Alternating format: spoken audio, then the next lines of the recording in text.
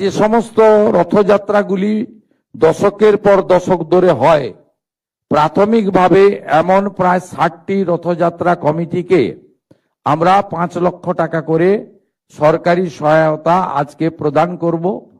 এটি আমাদের অংশগ্রহণ। এক্ষেত্রে প্রথম বছর তালিকা তৈরিতে কোনো যদি ত্রুটি থেকে থাকে আপনারা ক্ষমা সুন্দর দৃষ্টিতে দেখবেন। আগামী দিনে আপনারা যদি তথ্য সংস্কৃতি দপ্তরের আধিকারিক তথা জেলা শাসকদেরকে জানান, আগামী দিনে আমরা ত্রুটিপূর্ণ তালিকা তৈরি করার চেষ্টা করব। কিন্তু এটি একটি শুরু, এটা অনেক দূর যাবে।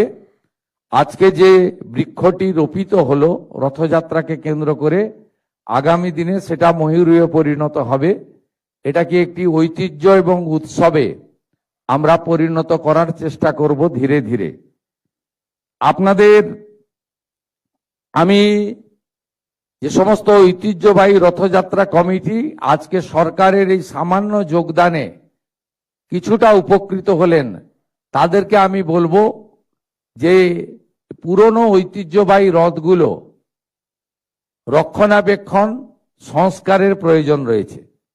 সেই কাজে আপনারা এই সামান্য অর্থ ব্যয় করবেন, এটা আমি আশা করব।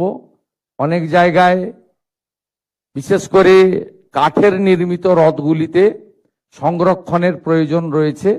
আমি একটি জায়গা থেকে খবর পাই, অতএব সেটাতে আপনারা করবেন। ভবিষ্যতেও সরকার এই ক্ষেত্রে তার হস্ত প্রসারিত করবে।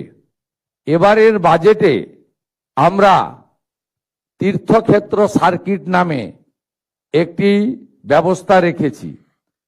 আমাদের ঐতিহ্যশালী মঠ মন্দির ইত্যাদি সংস্কার এবং মুর্শিদাবাদের কিরিটেশ্বরী সহ অনেকগুলি প্রাচীন মন্দির যার পুরনো ঐতিহ্য এবং ইতিহাস রয়েছে, তাদের পুনর্সংস্কার এবং হেরিটেজের আওতায় আনার ক্ষেত্রে আমরা উদ্যোগ গ্রহণ করেছি। এক্ষেত্রেও আগামী দিনে পশ্চিমবঙ্গে এই তীর্থক্ষেত্র সার্কিটের ক্ষেত্রে গুরুত্বপূর্ণ কাজ হবে আগামী 2 বছর ধরে। এর জন্য প্রাথমিকভাবে এই বর্ষে 1000 কোটি টাকা আমরা ধর্মীয় স্থানগুলিকে রক্ষণাবেক্ষণ, সংরক্ষণ, উন্নতি করার জন্য 1000 কোটি টাকা আমরা বরাদ্দ করেছি।